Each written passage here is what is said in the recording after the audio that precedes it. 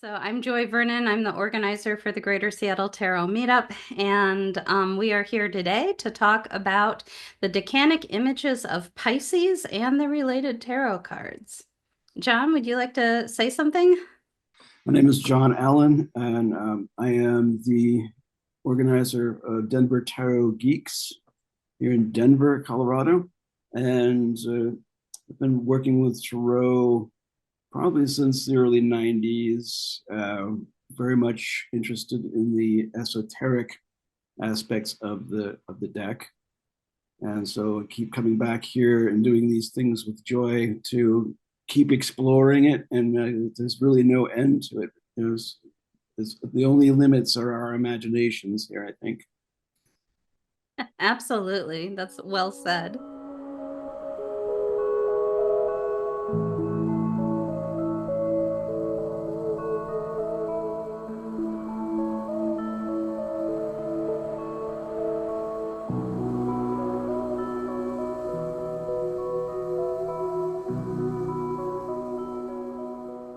So one of the things we're going to do today is I'll give a little bit more background. All of these images, and John's used AI to create visual representations of these images, but traditionally all these images were written words. They were verbal descriptions that were designed as in my mind, according to my understanding of it and my magical use of it, they were designed to be visualized. And visualizing, especially for people that are good at drawing, often includes drawing, but they weren't designed necessarily to be an image that you like print or something and gaze at. They were designed to be visualized. And so all of these images are uh, words. And so we're going to share the words with you. And then from there, we'll share the AI image that John created. And then from there, once we have seen all the versions of the image, and these versions go back to fairly early times in most cultures. There's Indian and European. There's apparently a Japanese tradition Austin mentions in his book. There's Arabic traditions, Latin traditions. And it goes back quite a while into history. And um, and so we picked just a handful of the kind of more well-known or common images for the Decans. And once we have seen the 6 of them that we're going to talk about, then we'll come up to a screen that has the 6 images along the edge and a blank spot. And the idea at that point is to scry into the blank area. And scry means to see, and see what our own psychic uh, connection brings out of those 6 verbal descriptions and the 6 images that AI created for us. And so scry means to see, and how I do it is you can scry into emptiness, such as a black mirror, like a obsidian mirror, or you can scry on an image or a symbol. You can scry into water or into water that has some ink into it. You can scry into embers from a fire. Scrying is just using your visual psychic ability. And so when we've got that blank spot, you'll gaze into it. And one of the things that I found is that rather than focus directly on that area, if you move your gaze forward of it a bit, and how I describe it is when it's raining really, really, really lightly, and your gaze is further out, you know, a few blocks out where if you're walking through the rain, and you have to move your vision in between and to see that rain. When it's really light, it's hard to see. And if you move that vision to this intermediate space, that's where you can start to see something. One of the things that typically happens when you're scrying, and everybody's experience will be different, but this is just typical, you'll get some kind of cloudiness or fog. And then as that starts to clear, you'll start to get your own psychic images. Some people do it best with their eyes open and they really see something in front of them.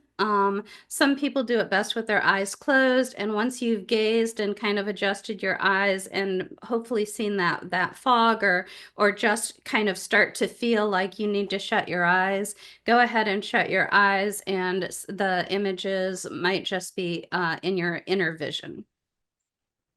I think we can go ahead then, John. Okay. Yeah, you're welcome. All right.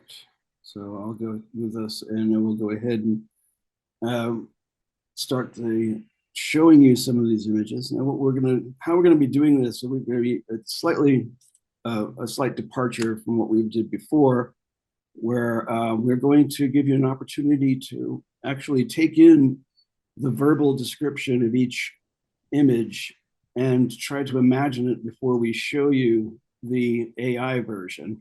This will give you a little bit of a warm up to when we actually do the scrying with all 6 images in our periphery.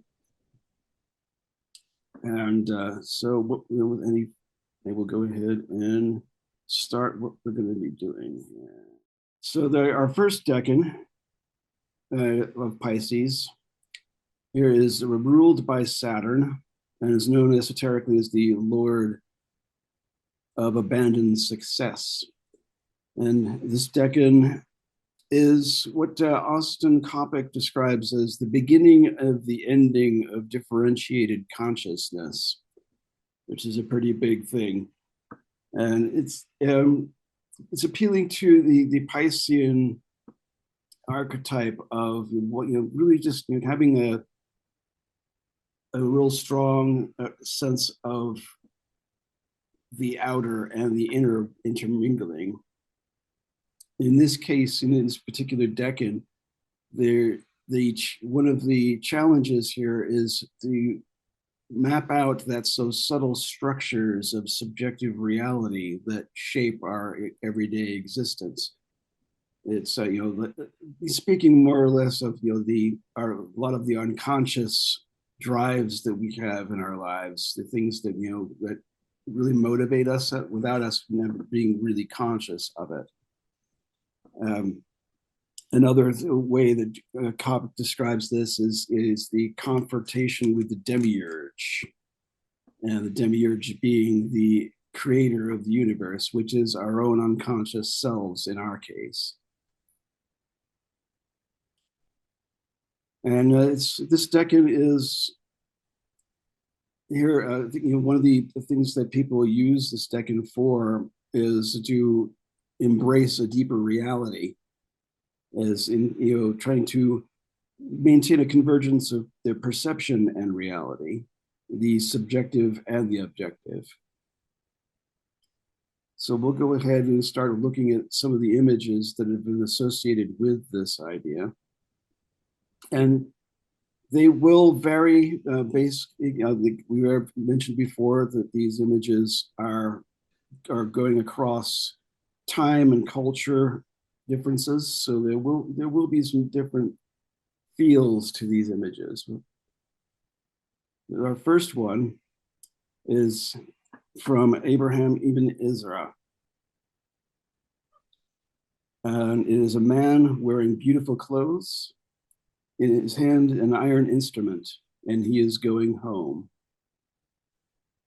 We'll let you just see if you can visualize that in your minds right now, just staring into that blank space above the text.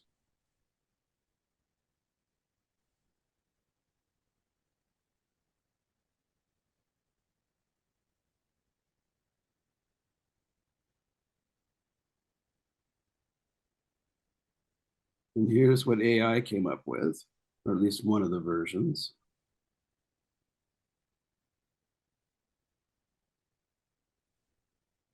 I think one of the things that is, I think, it is one of the aspects of the verbal description, which is, I think, really points it to something about the Decan, is that he is going home.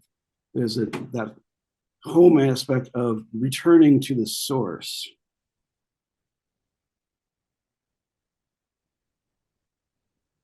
Our second image is from the Picatrix in the 12th century, or at least, the Picatrix was written probably in about the 10th or 9th centuries, but there have been several translations of that particular text, and we're using the Latin translation here.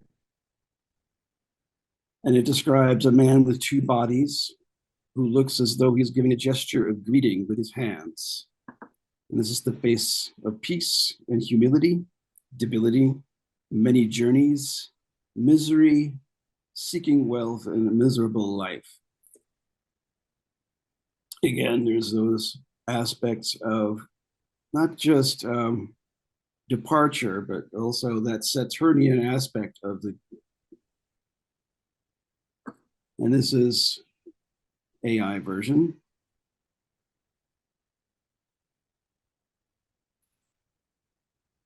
A lot of these also exposed a number of weaknesses with the AI, because AI just can't imagine too much. It has its limits. Our next image is from Heinrich Agrippa.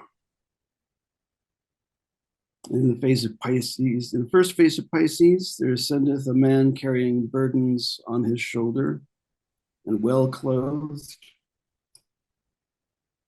It hath signification in journeys, change of place, and in carefulness of getting wealth and clothes.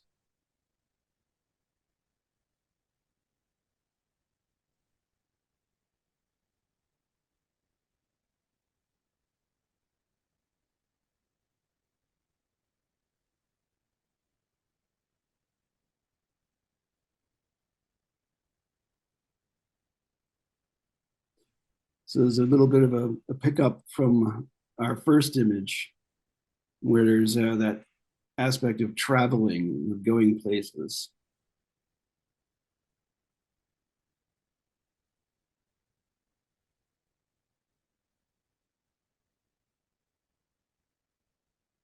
Next, we have Giordano Bruno. This is also from the 16th century. And in the first face of Pisces is someone carrying all his possessions and looking earnestly for a new dwelling place. He is followed by his wife, who is carrying a three-legged stool and a long staff.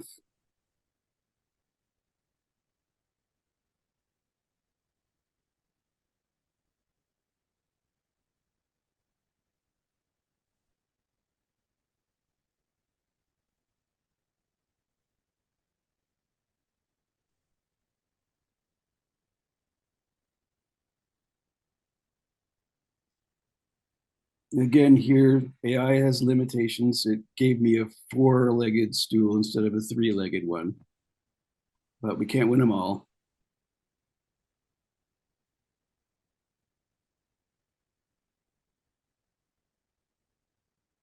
Now we're going to jump ahead to Aleister Crowley, a man with two bodies, but joining their hands.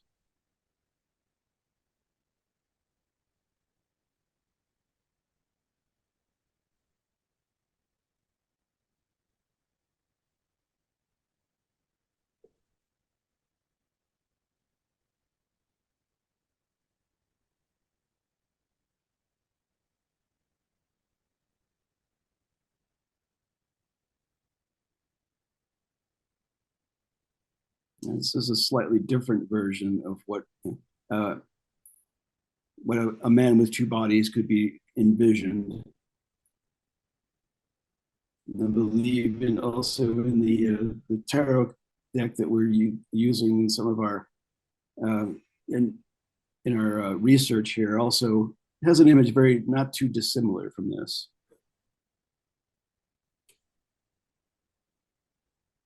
And Austin Coppock provides a simple description of the labyrinth.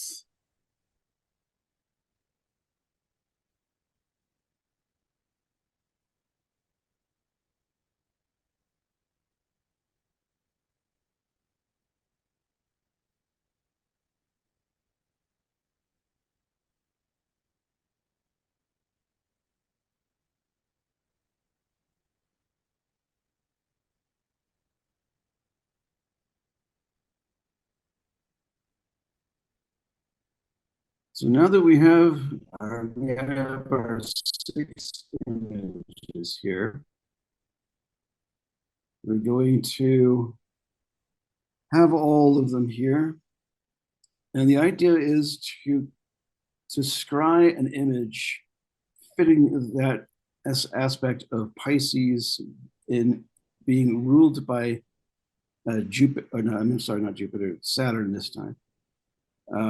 And to see if you can imagine an image fitting that, being informed by the images we have on the periphery, but coming up with something more with a more psychic relevance. And we'll give you a couple minutes for that today.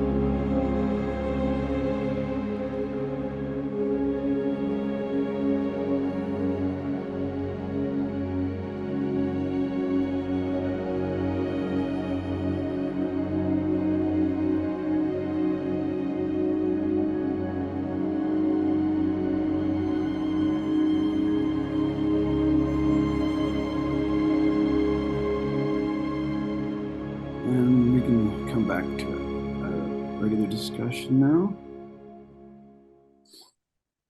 Did anybody see anything?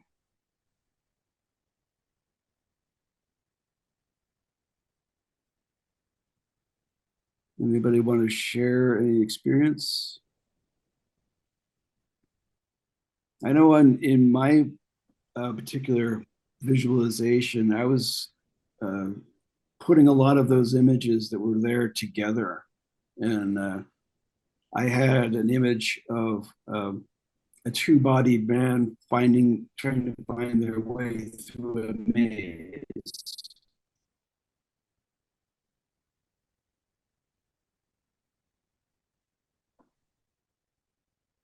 I think one of the nicer aspects, I think, of using your imagination too is that you have the option of motion and movement in your image.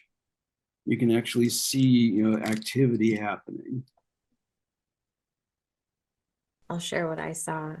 In my image, there are two men on long paths, but they're the same man that's been split into two, but they're identical. And they're walking up a really long, long road. And there's like a house high on a hill, but it's dark. And I do get the sense that everything they own is on their person, but they don't know that they're going to meet themselves when they get to that same house, but they're going to the same home. And they've never found home en route. So that was what I felt and got. Oh, that's beautiful. I love that. Okay, somebody wrote in the comments, there seems to be an idea of within and without, here and there, travel and home, coming and going, what you have versus where you are going, always the contrast between. Yeah, absolutely. And I think that's really relevant to the fact that we are in a mutable sign now, and the mutable signs do represent the spaces between. And it's easiest to think about that and remember that when you're thinking of the cardinal signs marking the start of the 4 seasons. And so we had Capricorn representing the start of winter, and then Aquarius in the fixed signs represent the fullness of the season or the mid part of the season. So Aquarius is the fullness of winter, the depth of winter, the midpoint of winter. And then when we get into Pisces, that is a transition as we start to transition into spring. And you can definitely see that in the weather. Like last month when I was sitting here for Aquarius, it started snowing, and it hardly ever snows here. And today it's going to get up to 60 degrees, and that's a month apart. So that's not horribly surprising, but at the same time, we're definitely, and it's not going to stay 60 degrees, but we did have it warm the last couple days. And so we're definitely seeing those hints of spring coming. And so that idea of transition is really relevant. The other thing that I noticed is that we went through 2 signs ruled by Saturn. We went through all of Capricorn ruled by Saturn and all of Aquarius ruled by Saturn. And then we finally get into Pisces ruled by Jupiter. But there's Saturn again at the very first decan of Pisces. And so Saturn is really, and Pisces is ruled by Jupiter, and it does represent a lot of spirituality. It represents the ocean. So there's a lot of, even in some of the earlier decanic images from the Yavana Jataka and the Birhat Jataka, there is the idea of traveling across water. And so we have this kind of vastness of Pisces, but Saturn that needs to know where the ending is and needs to know, and needs to have structure. He needs that wealth. So many of them were searching for wealth. And it's kind of like John was saying, it's like this, I forget exactly how he said it, but this kind of search for something more and something greater, which is very Piscean, but at the same time, like needing this groundedness. I've got to have enough money. I've got to have my home. And like Penny says, with the contrast between here and there, it's like, are we on a journey or are we going home?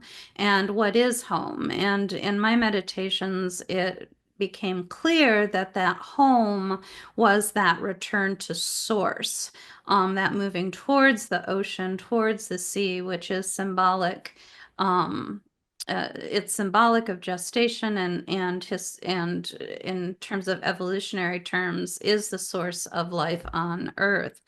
And the ocean is symbolic also of the vastness of the universe. And so this idea of not finding the home that is greater, finding that home that is more essential and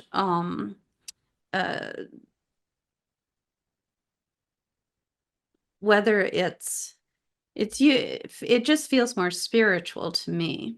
And so yeah, it's just trying to explore this return to spirituality versus this need for material support. And I think that's where the two bodies come in. When I was looking at the first one with two bodies, which I think is that the Ibn Ezra one? Picatrix, I think, is the one with two bodies. Sorry, which one is it? Picatrix. Yes, of course. It's a Picatrix.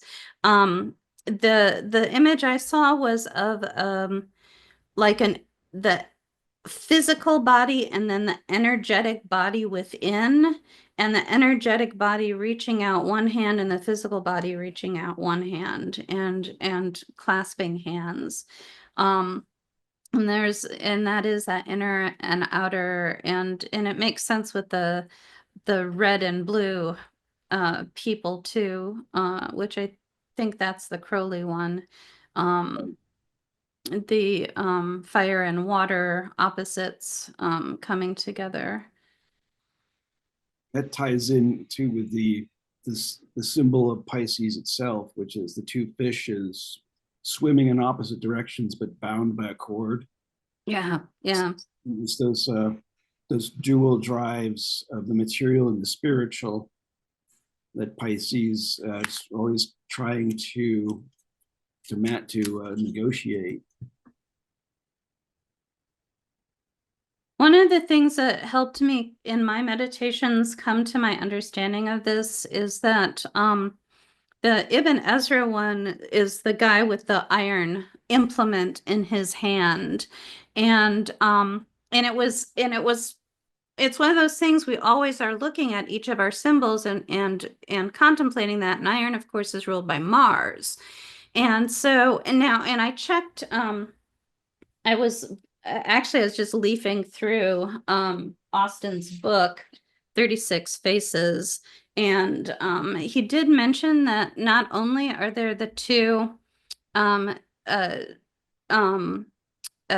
rulerships that we're familiar with, which is the triplicity one that's used more in astrology, and the Chaldean order, which is what we use in tarot and what we're using today.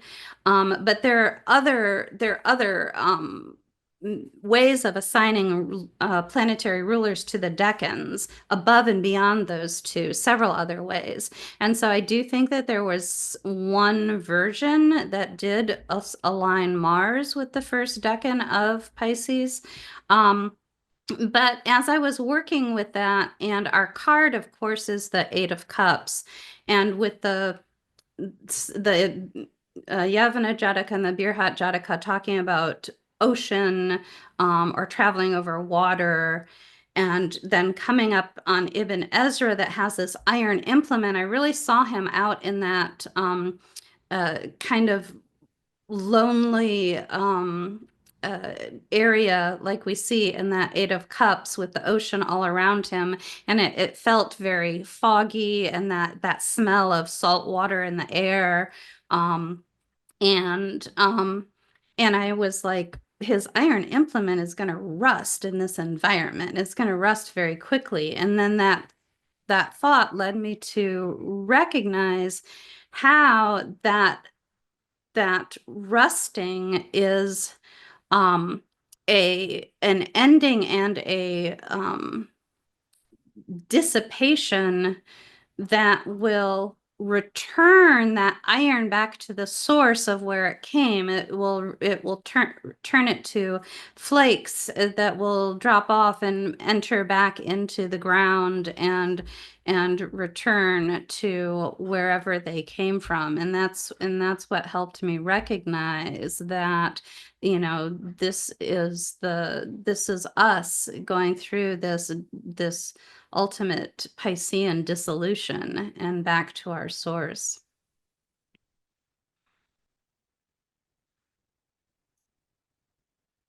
Anybody else have any other thoughts that they had, or things that they saw during any of the meditations? So just thinking about the words alone more than looking at the pictures, the two bodies comments really kind of made me think of I'm not sure if you're familiar with Hedwig and the Angry Inch or Plato, but the origin of love with the two bodies that are one. And so like just kind of being there attached and forever like reaching but not touching, which I think kind of circles back once you guys were talking. I was like, okay, that makes a little more sense, because there's that inability to grasp something that's actually you. Like you already have it, but you can't get to it. I love that. Somebody says there is a scene that was replaying in your mind from something that happened earlier in the week, but not sure if it's fully related. Yeah, definitely. These are things that can bring up and connect us to personal experiences and help us process personal experiences. So yeah, even if it doesn't seem fully related, if it brought that thing to mind, it's definitely worth spending some time meditating on that.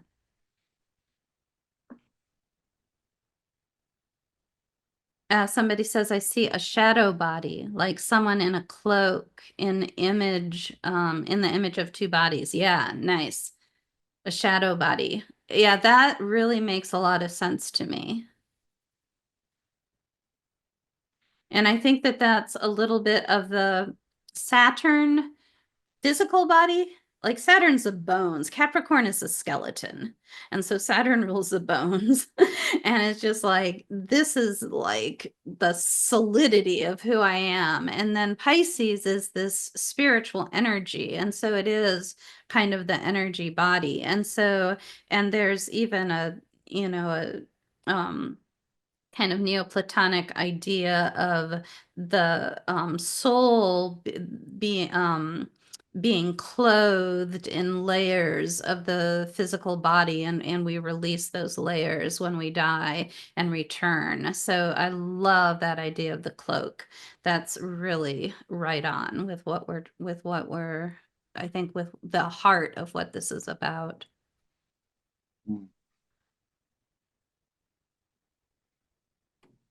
Shall we move on to our selecting a single image now and Oh yeah, let's do that. the actual tarot card? So what we've been doing is we've selected one author out of the six who have written the images to compare and contrast with the card itself that is associated with. Today, we're going to focus on Bruno's images. So we'll go ahead and if I am, there we go. So it would be this image of someone carrying all his possessions and looking earnestly for a new dwelling place. And so the card associated with this, of course, is the Eight of Cups.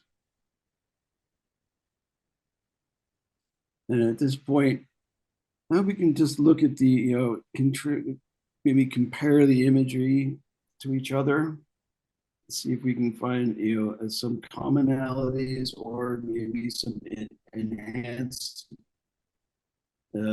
interpretations. And somebody mean, right- mentions, sorry.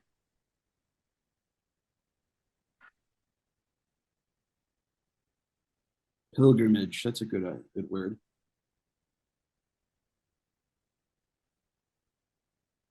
So the idea here is like the question that we ask here is, how do we see the astrology in the image, in either of these images? So we're looking at Pisces ruled in this case with a small or Saturnian sub-rulership.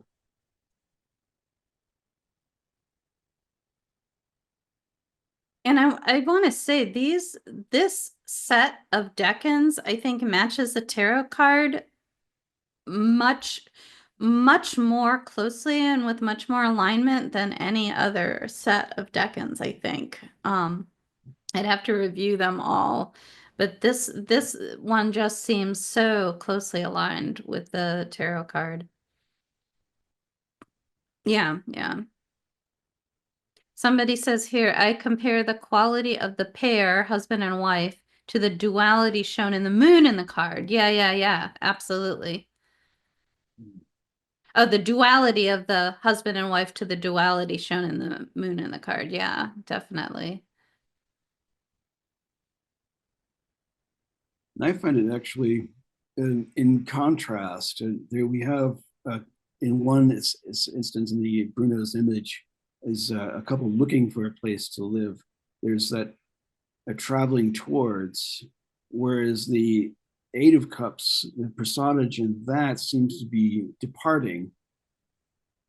It definitely seems to be walking away from the water and away from the cups. Yeah, when I was visualizing as we went through each one by one, and you gave us a chance to visualize it from the words before you went to the AI, my idea of going home for some reason kept being walking away, instead of walking towards the viewer, walking back away. And I'm not sure exactly. That's just something I need to work on psychologically. or if it was just because I was familiar with the Eight of Cups. But yeah, I think that's interesting whether you see the idea of going home as being something like this coming towards the viewer, or if it's walking away from the viewer. I think that's a really interesting idea to explore. And maybe it's a little of both. Maybe it's walking away and walking toward, and it's it's like that whole that old adage, it's not the journey, it's not the destination, it's the journey. And I was kind of thinking of that with the labyrinth too, because when you walk a labyrinth, you don't just walk to the center and stay there. Although you might want to, and it might feel good, and you might want to sit and meditate for a while if you have the time, and if there's not other people walking it that you'd interrupt. But typically you walk to the center and spend a moment, and then you turn around and walk out again. And you definitely couldn't stay there forever, because it's a labyrinth and you have to go home at some point. But yeah, just that idea of going in, is there's only so much you can do in that labyrinth before you have to turn around and return to the world again.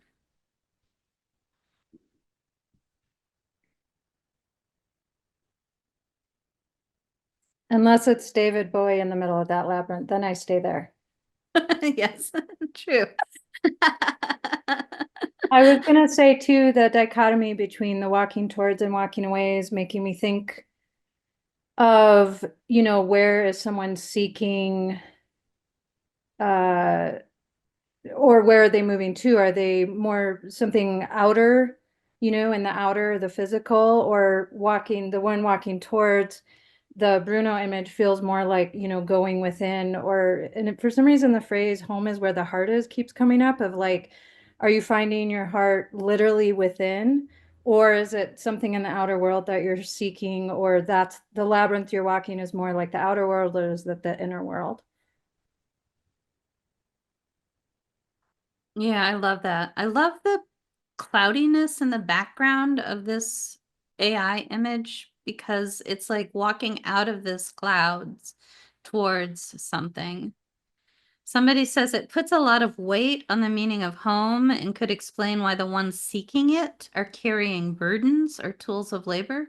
Somebody else says every time you walk towards something, you're walking away from something else. Absolutely. And I actually use that exact phrasing occasionally when I'm talking about the Eight of Cups. What are you walking away from? What are you walking towards? Yeah. Um, Somebody says, I think it could mean departing, as in final depart. Yeah, absolutely. I agree with that as well. Whenever I saw the Rider-Waite image or the Eight of Cups combined with the description, Lord of Abandoned Success, I saw the person walking away. Okay, the comments are coming in too fast. I saw the person walking away from something they invested heavily into and achieved something significant. Yes, I still, yet still having to move on from that success to find something greater. 100%, 100%. Yeah, that's the abandonment of the success. And I had one client one time, a long time ago, that had just gotten a brand new job, was so excited, was like, this is my perfect job. I can't wait to be here. We did this reading. It ended with the Eight of Cups. And I'm like, I don't know what to tell you. This card is abandoned success, which tells me you're going to leave that job. And he's like, there's no way. And I'm like, okay, it's just tarot. Who knows what's going to actually happen. But that's what the card means. And sure enough, he came back later and was like, you would not believe this, but I got a second job offer from a place even better. And I did leave that place for the new offer. And so, yeah, 100%. I think we've got a couple more comments here. The terrain in both images gives me the idea of mountain, higher consciousness, spiritual ascension, grass adaptability. Yeah, and staying rooted. Yeah, yeah. Like that, like that.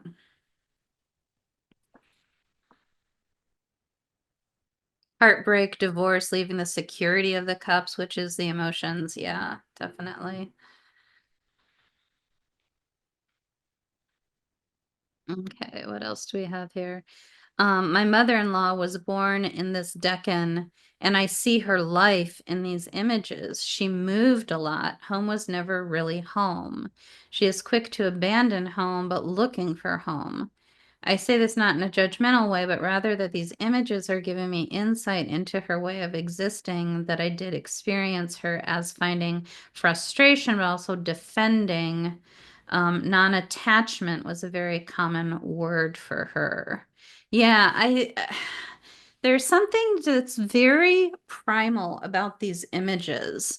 And especially when they kind of challenge us, and these images are pretty good. Last time we had the mutilated head, which was like, yeah, what's that about? But these are a little bit more accessible, and there is something very primal about these. And I think people finding their sun, their moon placement, their rising placement in these decans, I think often tends to resonate pretty deeply.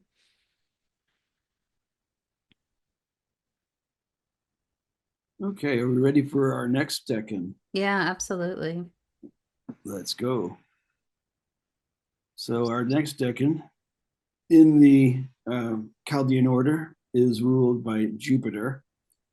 And this is the central decan of Pisces, which takes on a bit of a fixed quality, but it also, this gives us double Jupiter rulership in this particular decan, which is kind of nice. It's like the super duper Jupiter. Super duper, super duper Jupiter. Super duper Jupiter. I like that. But I think in this decan, you have what is the full emergence of that deeper reality that was stirring in the first, whereas the first one are just finding inklings and indirect signs of what that reality is. And here it decides to reveal itself in full.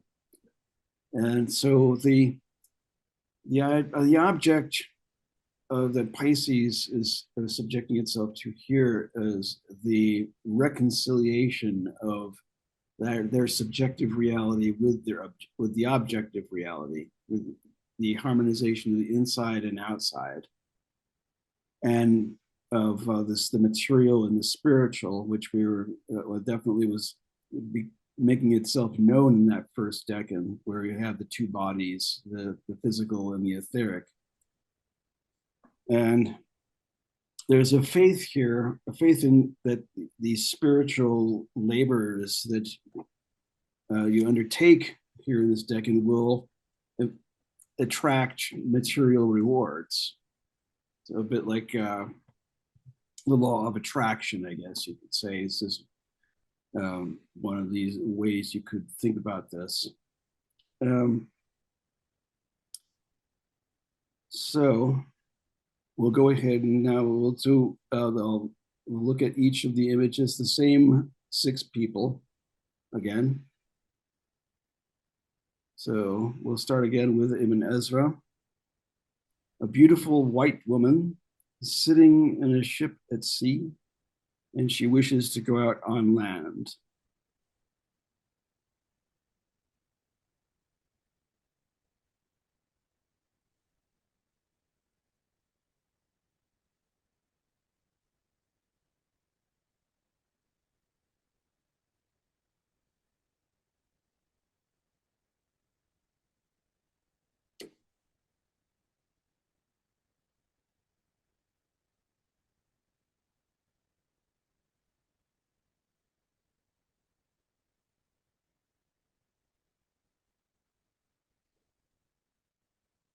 Next, we have from the Picatrix, a rather lengthy one, a man upside down with his head below and his feet raised up, and in his hand is a tray from which food has been eaten.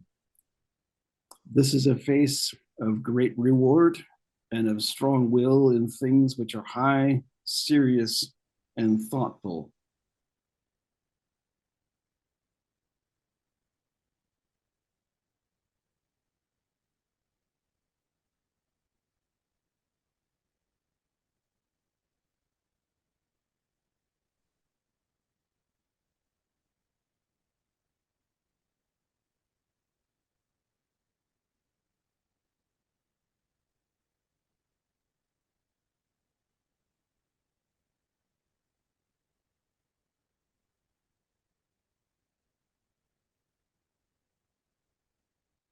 The next image is from Agrippa. A woman of good countenance and well adorned, and the signification is to desire and put oneself on about high and great matters.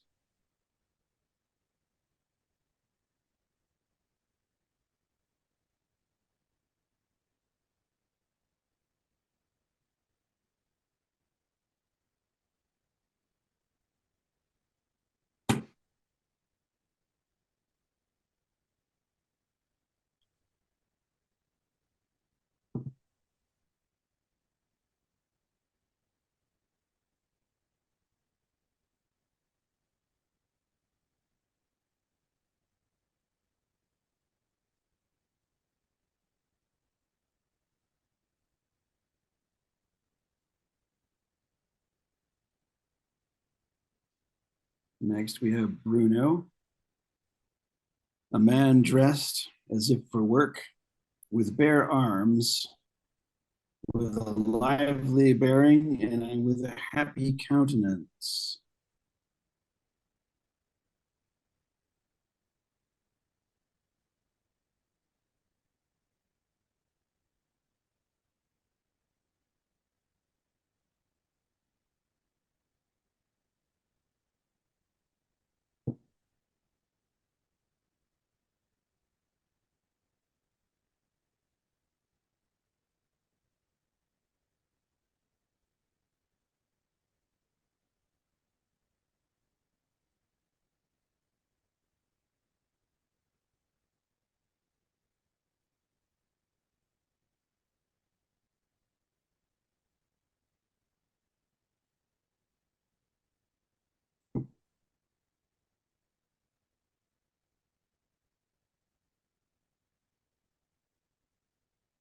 Now we have Aleister Crowley's A Grave Man Pointing to the Sky.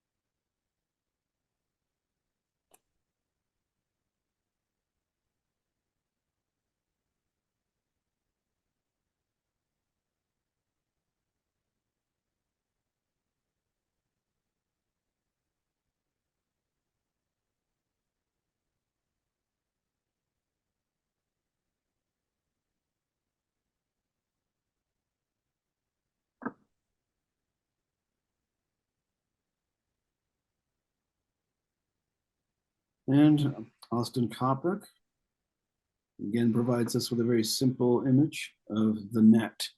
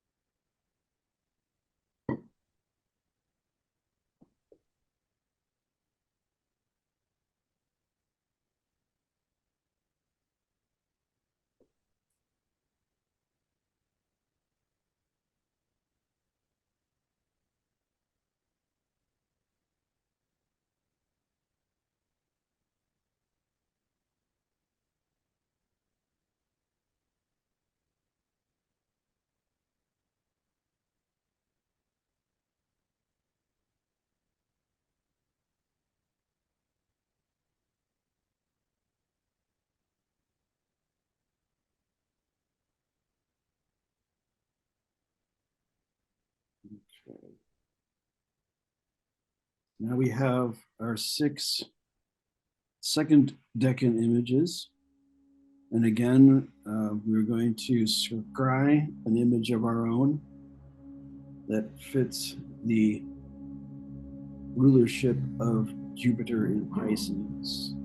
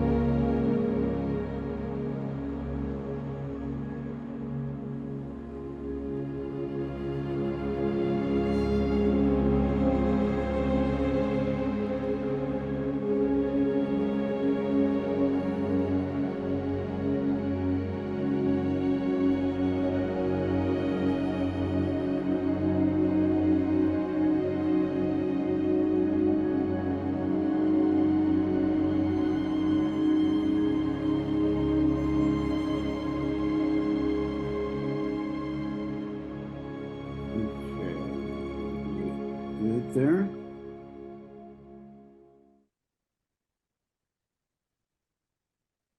So now if we'd like to share some of our experiences here, we've got one in the chat already. I get an image of a child that has dreamed up an ideal life, a mother, a father, a fairy tale, a friend, and an adventure. And they all consult and talk to the child and help the child navigate life with a fascinating imagination. I kept getting drawn back to the image of the upside down man. It's because it was probably the most outrageous one we have here. And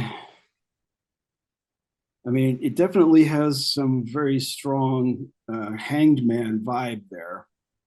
So, which I think which is kind of interesting because if you consider the modern rulership of Pisces is Neptune as the ruler, and Neptune has been associated with the hanged man in modern associations. So you get that kind of Neptunian aspect of Pisces being very, maybe along with that expansiveness that Jupiter provides to the Neptune provides more of a kind of a dissolution and suspension of activity rather than Jupiter's pushing and always constantly expanding outwards.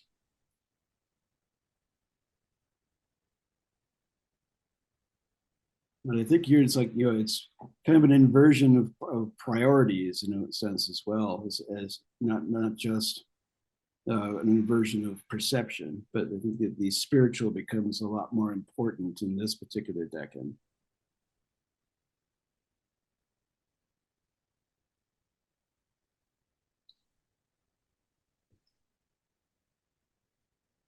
Somebody adds faith, something like that with the hanged man. Yeah.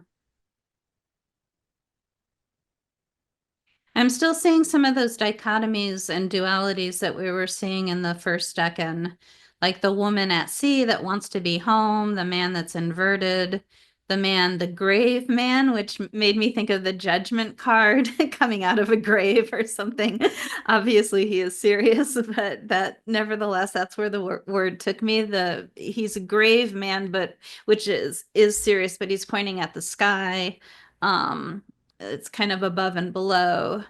So yeah, I was still following some of that. Somebody else says destiny, perhaps me too, the dichotomies, yeah.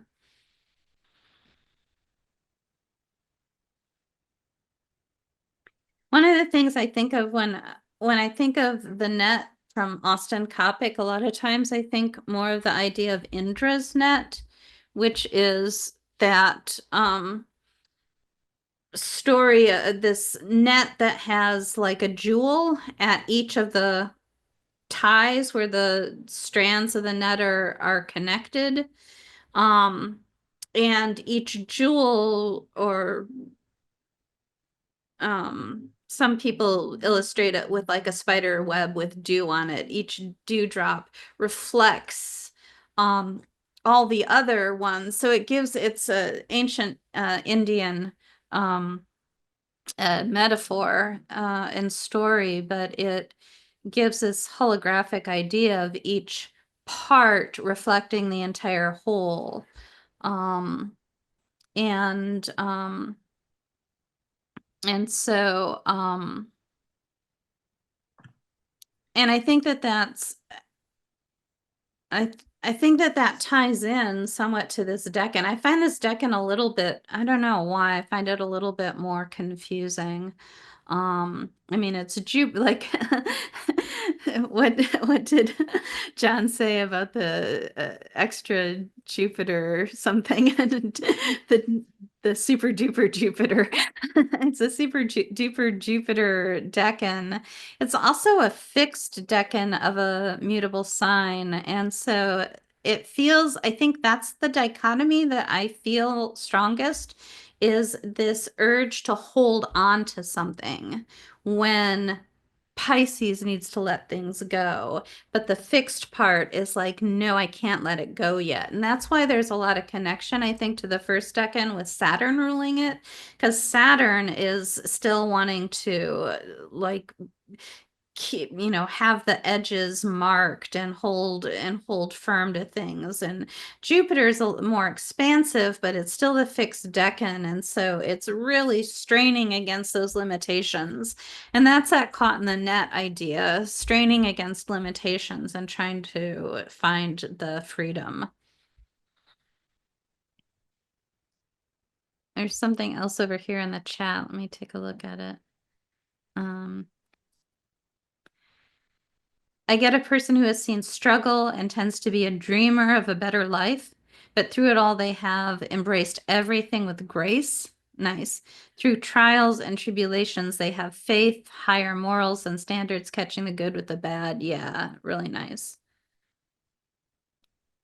Longing, somebody adds. Longing, yeah.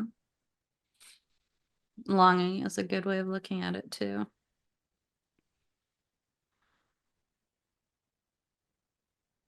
There's also quite a bit of, I think there's a lot of confidence too that's stored up in this decan as well, being with that double Jupiterian influence. Okay, so we can go on, we'll move on to look at Bruno's image along with the card. It looks a little goofy, but I kind of liked it that way. It's a little more memorable.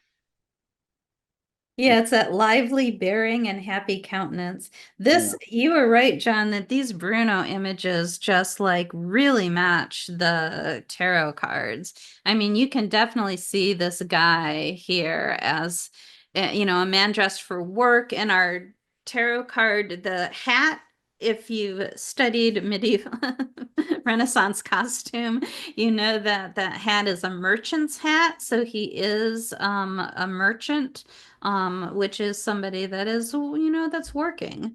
Although the Bruno one is a little bit more physical labor, but still they're both, they're not nobility, they're not royalty.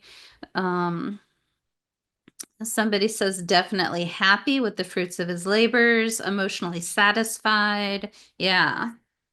What other thoughts do we have on this? Again, Jupiter being the ruler of not just the sign, but this decan. I'll share some things that I ended up discovering about this. Somebody says sharing a good mood is the vibe I get. Yeah, sharing a good mood.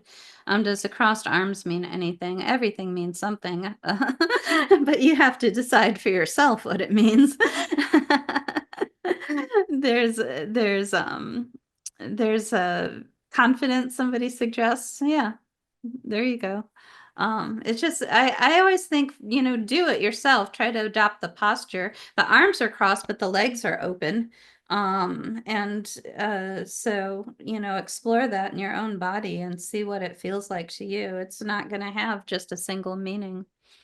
One of the things that bothers me with this card, and that I've really worked hard with on this card and got some insights this month as I was working with it, is just the idea, it's the Lord of material happiness. Now, Crowley just calls the card happiness, but it's actually in the Golden Dawn system, it's the Lord of material happiness. And back years and years and years ago, when I was doing a sequence on this and studying these related to Kabbalah and the Tree of Life, one person pointed out she was a court recorder, like the person that like types up everything that happens in the court. And she said a material witness is an important witness, or material evidence would be like something that's important. And so she brought out that idea of material. And so that was really interesting to think of, that happiness has to be about the things that are most important, that are most significant. But I do think that there is an interpretation as well that this is happiness on the material level. And depending on the numerology that you use, some people that use Pythagorean numerology, they get to 9 and that's the end of the cycle. And so they think that the 9 is the height of achievement in the suit. And that just makes me sad because I don't particularly like this guy. He's all alone. Even he might be the center of attention. Those cups are kind of up above and out of reach. They seem like awards more. A lot of like other card illustrations from different decks show it more as feasting or having a lot of drinks, but these in this illustration look more like they're awards that are up above him and do represent his accomplishments, which I think somebody mentioned in the chat. But at the same time, there's something that feels very lonely to me about this card. And if you follow Kabbalistic numerology, which is what I teach and what the cards really were designed to go with, because there's 10 cards and 10 Sephirot, then this is not quite making it all the way to the 10. And so there's one more step to go. And I think of the 9 more as a plateau of a certain amount of success, a certain amount of happiness prior to getting to the 10 of Cups, which is the perfected success, or I call it perpetual success, and I don't know where I picked that up. But one thing that really kind of came through to me this month as I was meditating on it is that the Lord of material happiness, if we're working on the material level, which we saw so much contrast in the previous decan and in this decan between spiritual and material, the idea that rather than, I mean, to me, the 9 versus the 10 is happiness on the material plane versus deep emotional fulfillment, and it shows the family and the rainbow and children playing. It's like that's a deep emotional fulfillment as opposed to just material level successes and accomplishments. And so there's a yearning for that next stage. But one of the things that occurred to me is that because Pisces is so spiritual and Jupiter is one of his roles is a priest. Each planet has the rules that they play, and Jupiter can be a magistrate, an advisor, a teacher, but one of his roles is the priest. And so if you offer a person on a spiritual journey, on a deep spiritual journey, if you offer them material happiness, that is a temptation. That is a temptation, and it's not the thing to choose. It's contrary to the goal of the spiritual development. And so I do, and that really helped me understand this card, that it is not a card of, yay, we're at the 9 of Cups and this is happiness and things are good. It's like, this is your last temptation as you move towards this spiritual fulfillment at the 10. And, and this is the thing that will drag you away. That woman on the boat wishing she was on the shore. Does she need to be on the shore, or is she supposed to be on this journey? The guy with his feet up and his head down, does he know where he's going? Is he going the right place? Is he going the right direction for him? And very possibly he is. But I don't know. It's just that, you know, he, like the tree of life, that upside down man, his feet are in the heavens, and that's where his roots are. And so maybe he is exactly in the right position for himself. And I think that's what this is losing that last sense of temptation, of just staying in the world, achieving physical happiness, material happiness, accomplishments, and just living that.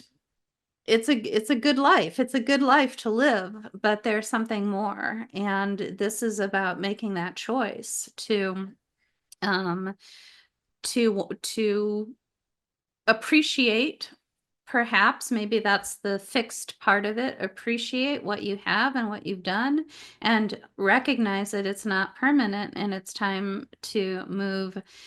It's also looking forward to where are you really going. This might be a little a mundane observation of it, but the one thing that came to mind for me was life-work balance, and that the satisfaction or the happiness isn't. It is material, but there's also a spiritual component in there as well, being as it is Pisces, and I think the two are very integrated here.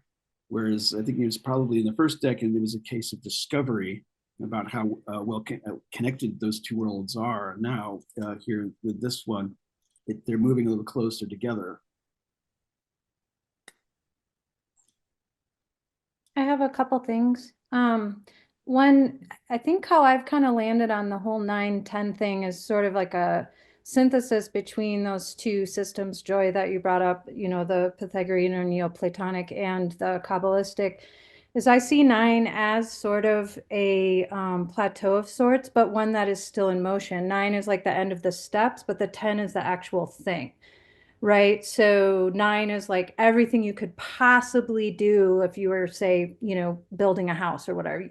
But 10 is the house to be enjoyed. And then obviously you go back to the ace. So, but for me in this 9 of cups and then this particular deck, the Rider-Waite, the key for this deck or this card for me has always been that wooden bench.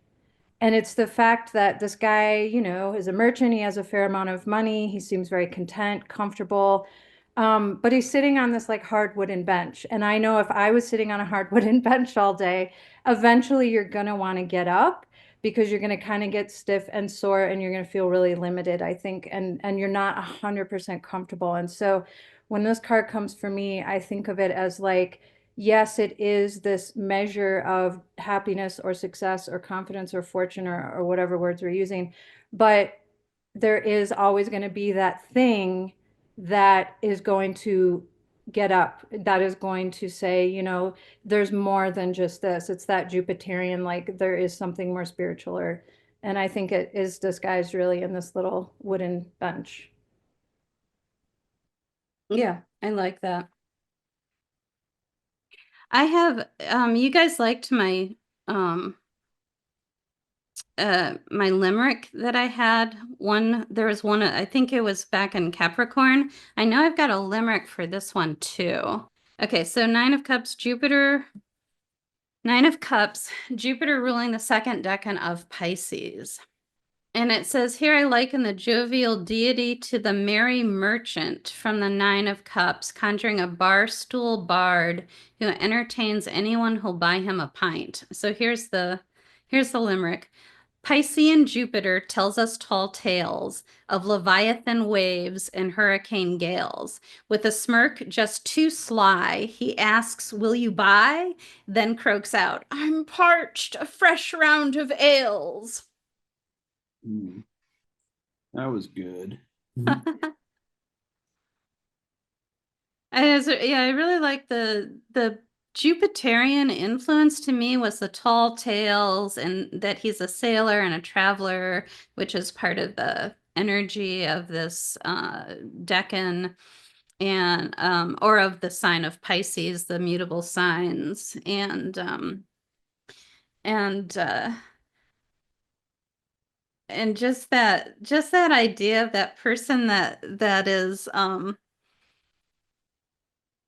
they're fun to hang around with, but they're also kind of focused on themselves, I think. They're still fun to be around.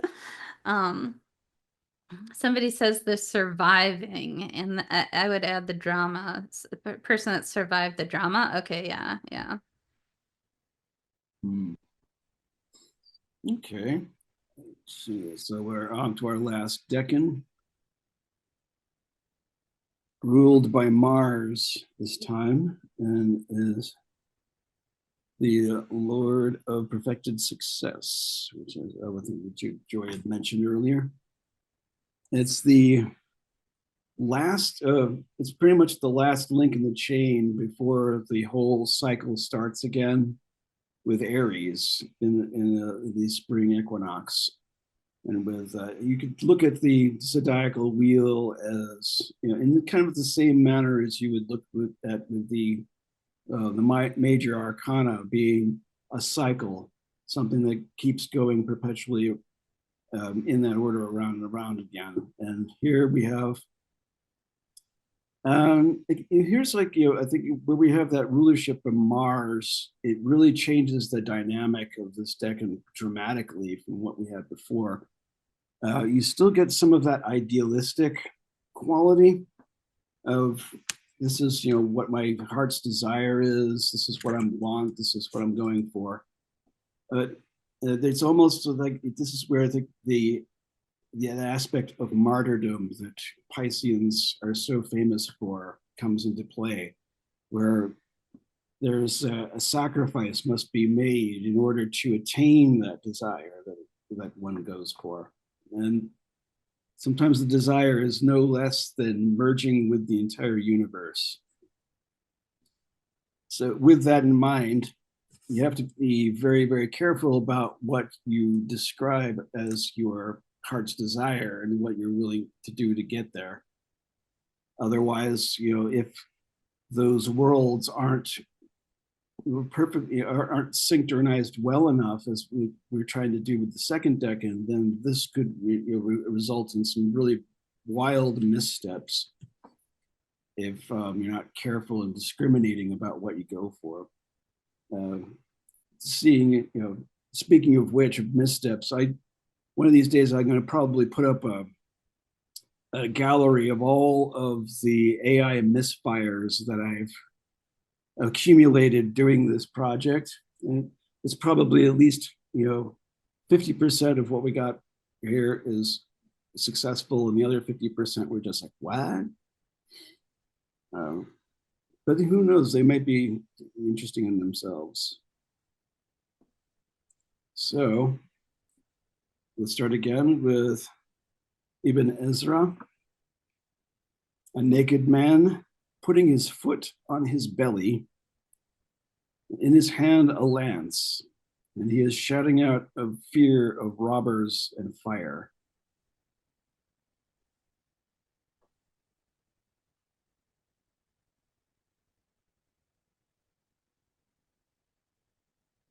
And here is another limitation of AI, because AI does not take too kindly to nudity or violence. So we'll have our naked man has a pair of shorts on. And didn't quite get the foot on the belly either, but that's another limitation. Our next image from the Picatrix, a sad man full of evil thoughts, thinking of deception and treachery. And before him is a woman with a donkey, and in her hand is a bird. This is a face of advancement and of lying with women with a great appetite, and of quiet and seeking rest.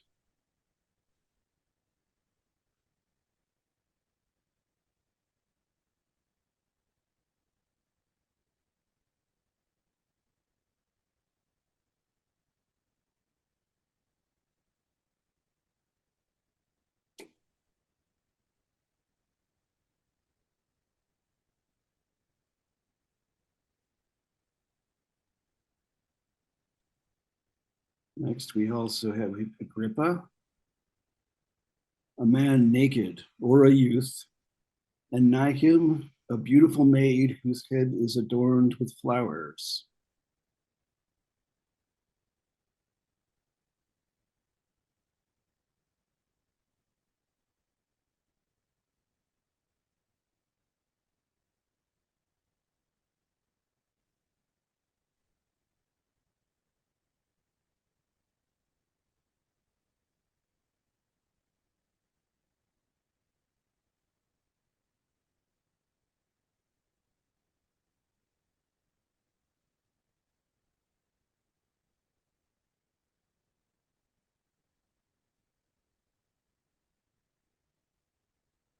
Next, we have Bruno, a youth, deeply in love and entwined with a girl, and close by them a pair of Juno's birds wrestling with each other. And Juno's birds are peacocks, by the way.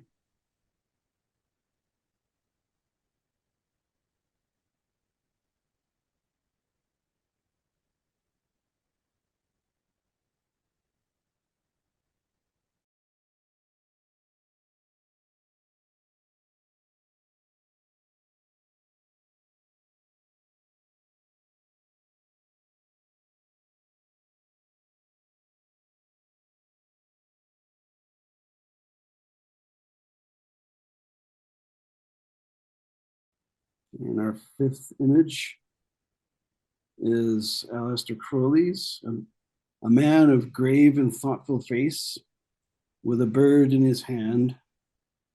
Before him, a woman and an ass.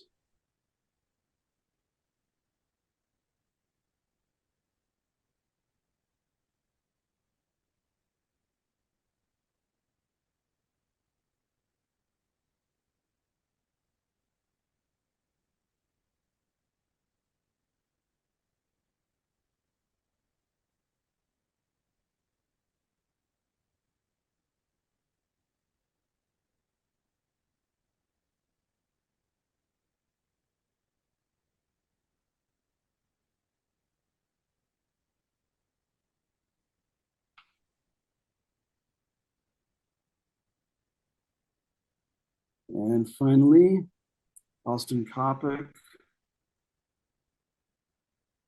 another A Cup of Blood.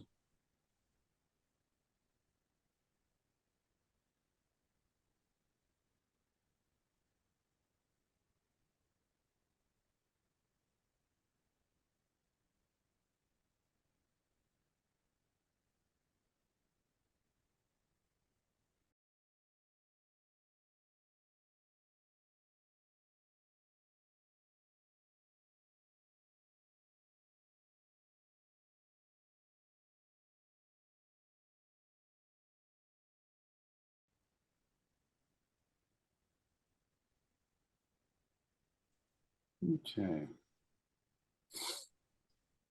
Now with our 6 images again, we will scry an image to go with the Piscean Decan ruled by Mars.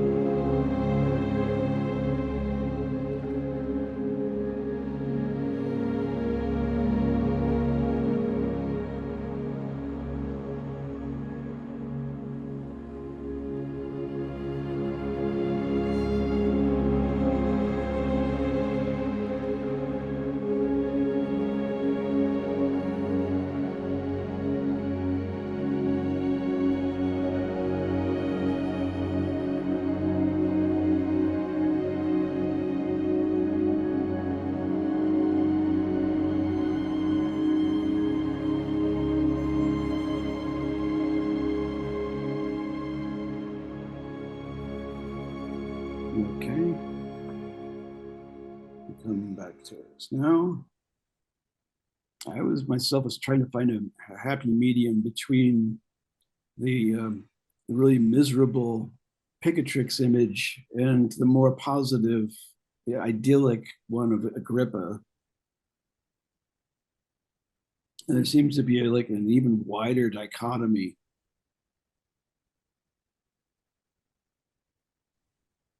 And I think that's kind of what, kind of how Austin Coppock kind of talks about that in his book, that this is kind of almost like where we were spending a lot of time weaving together the spiritual and the material in the previous Decan, that here it's almost like it's now become super separate again. Somebody says the first image gave me the Knight of Wands energy. It tells me that this Decan is driving with a lot of good energy, but also impulsive. Yeah, that's good for Mars. Yeah. Oh, is driven with a lot of good energy, but also impulsive. Okay, good.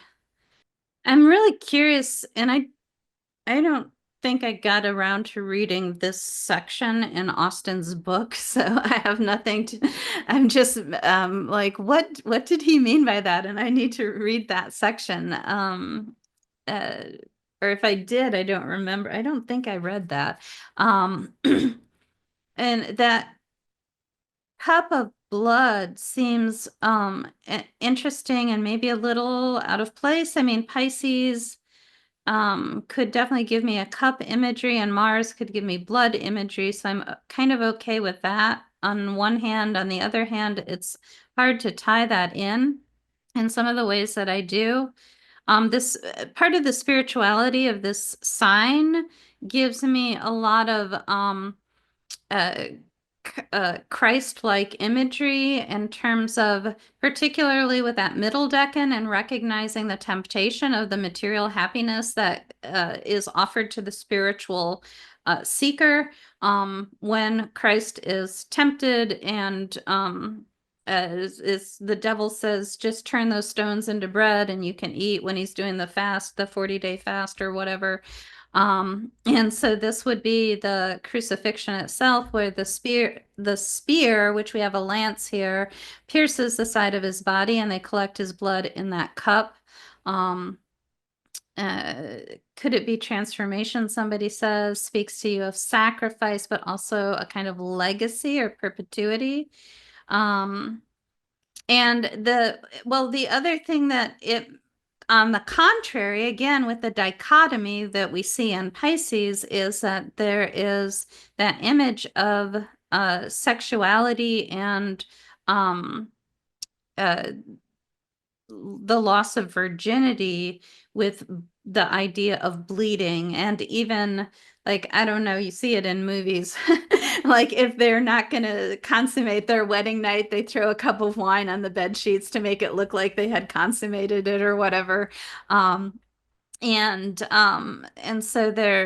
I can see how all of these things are tying in together, and just maybe the part of that dichotomy is how the symbols of our own personal development and our own life chapters are maybe are so symbolic of the spiritual journey that we go on, and that that idea of first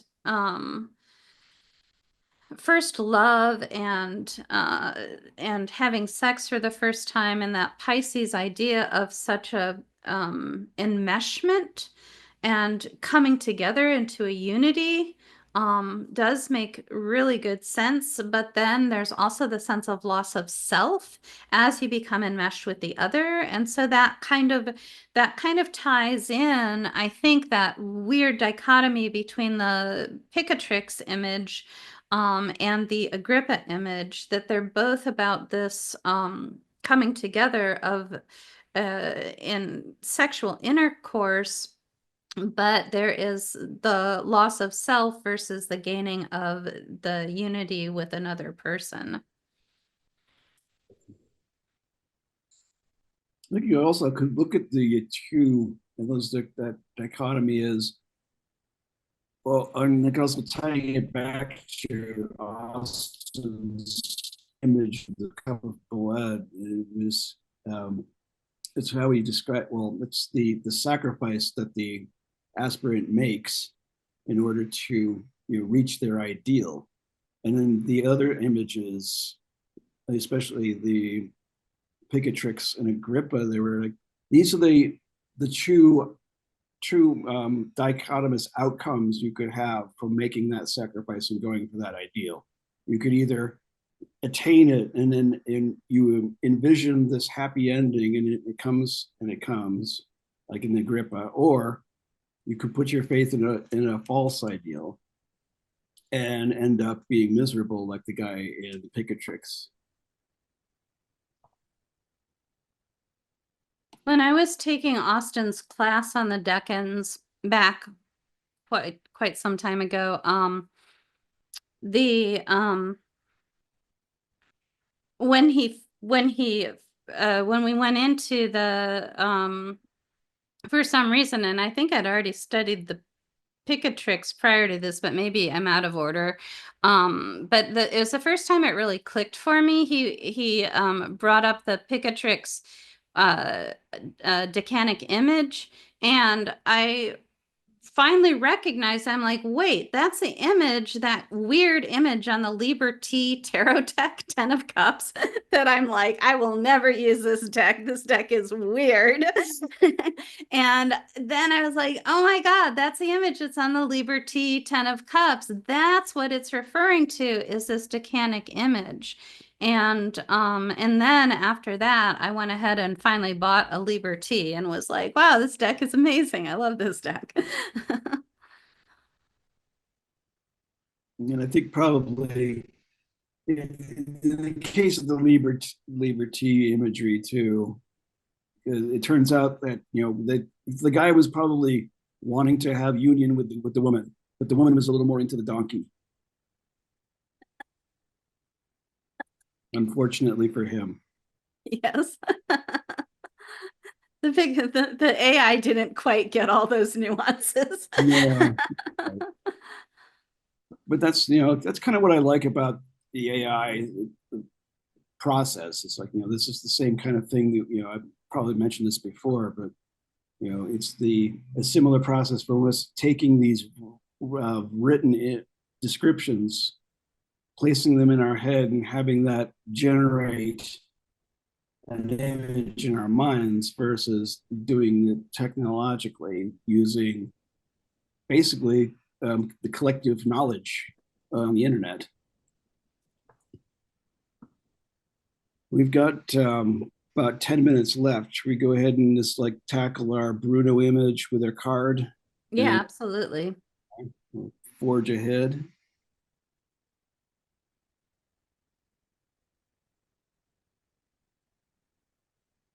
Isn't that nice?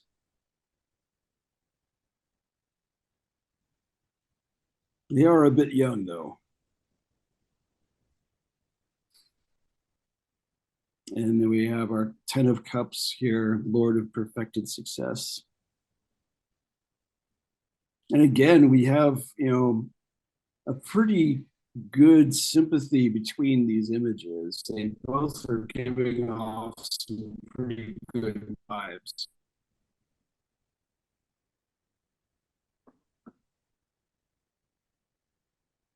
And I think this probably is speaking to that more positive aspect of the martial quality of the Decan, in that it is, it's motivation to strive for something and to, Mars is never happy sitting still for too long.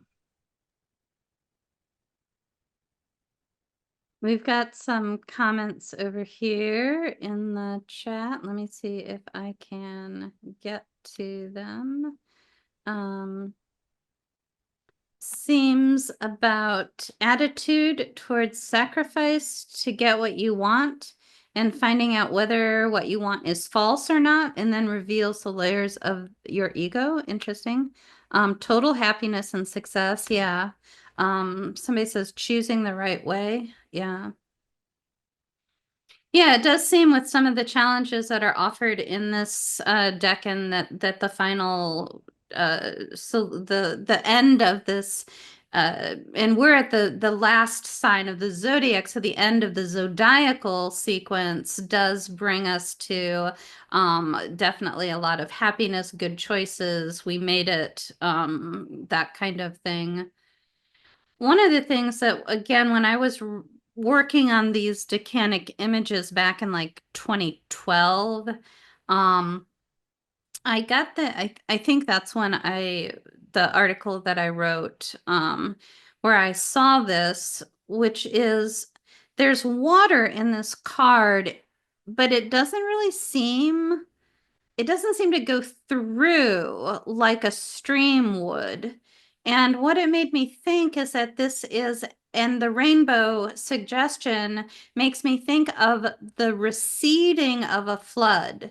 So, like the land had been flooded and the water has been receding, and there's a little bit of water left, a couple puddles, but it's mostly cleared away. And so that is some of the happiness and celebration that these people are going through. And so I do think that there's a little bit of a like working through a great difficulty type of thing that we get here.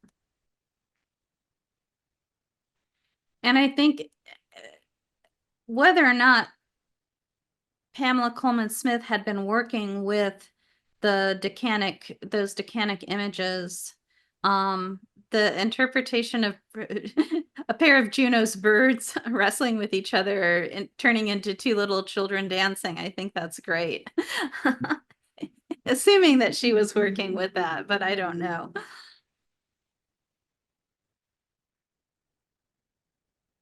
Oh, the water here always makes me think of fertility and life more feeding into that prosperity aspect of the 10. Yeah, nice, nice.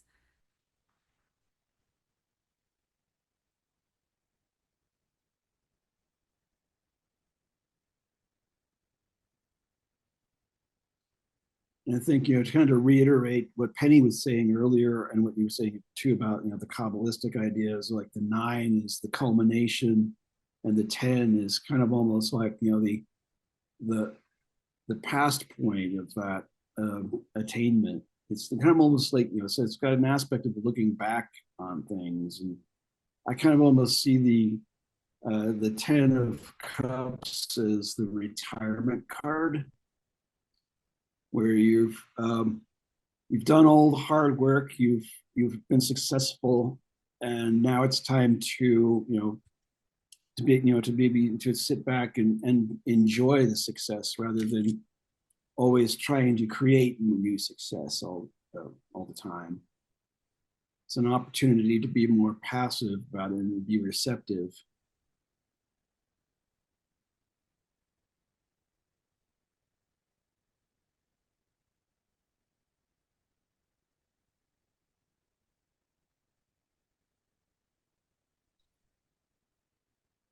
Somebody says the arms out makes me think that the couple is welcoming of all the emotional wellness that has come to them. Yeah, yeah.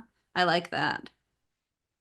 We even have a little bit of the two bodies. I think, John, you alluded to this earlier on, kind of the two bodies and the gesture of greeting, or as this person says, welcoming, which I really like. Yeah, really nice, really nice.